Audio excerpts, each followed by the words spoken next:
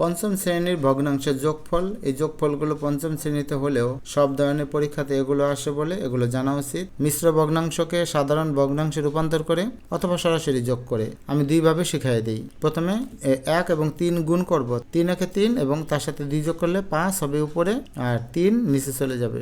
যোগ এটা একইভাবে 2 এর সাথে 3 গুণ করলে 6, 6 এর সাথে 2 যোগ করলে হবে 8 এবং নিচে লিখব 3।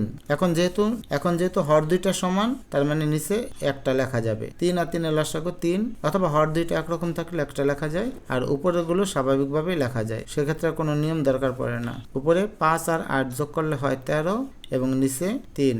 উপরেটা যেহেতু বড় তাই ভাগ করতে হবে। 3 দিয়ে আমি যদি ভাগ করি 3 4 12, 1 সমান চিহ্ন দিয়ে এই যে ডান পাশে 4 আছে এই 4 আগে লিখবো আর এই 1 উপরে দিব এবং এই যে 3 এই 3 নিচে লিখতে হবে। এটা একটা পদ্ধতি। আর একটা পদ্ধতি আমি এখানে করে দিই, এই যে এখানে 1 আছে না, এই 1 লিখবো যোগ এই যে 2 আছে না, এই 2 লিখবো, এটাকে ব্র্যাকেট দিয়ে আটকে দেব যোগ বাকি যে 2 এর নিচে 3 এটা লিখবো যোগ এই 2 এর নিচে 3 এটা লিখবো। এখন 2 আর 1 কত হলো 3 যোগ এটাকে আমরা যোগ করব 3 3 এখানে 3 এ লিখতে হবে আর উপরে 2 2 এটা যোগ করে দেব 2 যোগ 2 সমান এখানে 3 আছে যোগ 2 আর 2 কত 4 নিচে কত আছে 3। এখন এটাকে 3 এ 3 এ গুণ করতে হবে, 3 3 এ 9 আর 4 13 আর নিচে 3 লিখতে হবে।